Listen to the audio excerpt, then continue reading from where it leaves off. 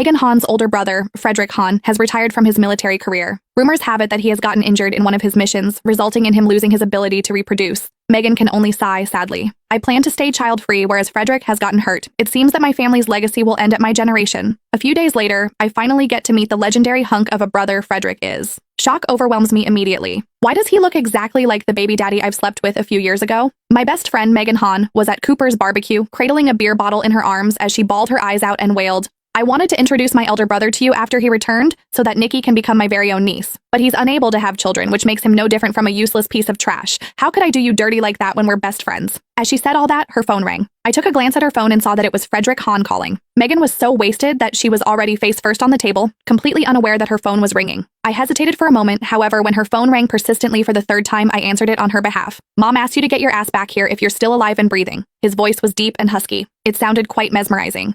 I pinched my earlobe, which felt strangely warm for no reason. "Hello there, I'm Megan's friend. We are at Cooper's barbecue. Would you be able to come over and pick her up?" Given Megan's current condition, it was going to be a struggle to get her home today. After all, I had quite a bit to drink too. It would obviously be a lot more convenient if someone could come and pick her up. Before the man on the phone could even respond, Megan, who had passed out face down on the table, came back to life all of a sudden. Oh, poor Fred. He joined the military academy at such a young age, and he's still a virgin after all these years. Now that he's in this predicament, no one will ever want him. Suddenly, the call went eerily quiet. The awkwardness was enough to sober me up a little. I explained, she really had quite a bit to drink. "Give me the address. 8 South Avenue. Then he hung up. Previously, I had heard Megan talking about her elder brother. He was a tough and strong-willed guy, someone she had idolized since she was a child.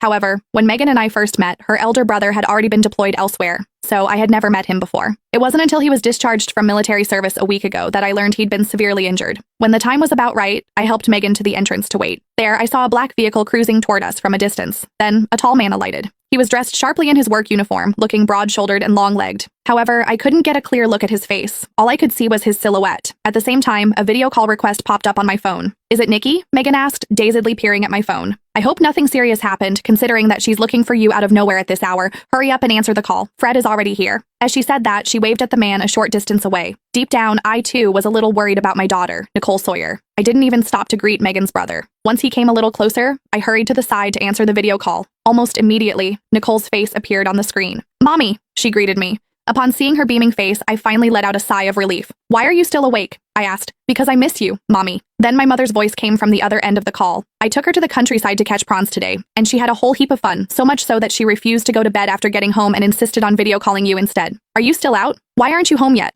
I came out to meet up with Megan for a bit. My mother had brought Nicole back to my hometown for a few days, giving me a rare bit of peace and quiet. "Is Megs there too?" Nicole squeezed her face back into the frame. "Mommy, I want to speak with Megs too."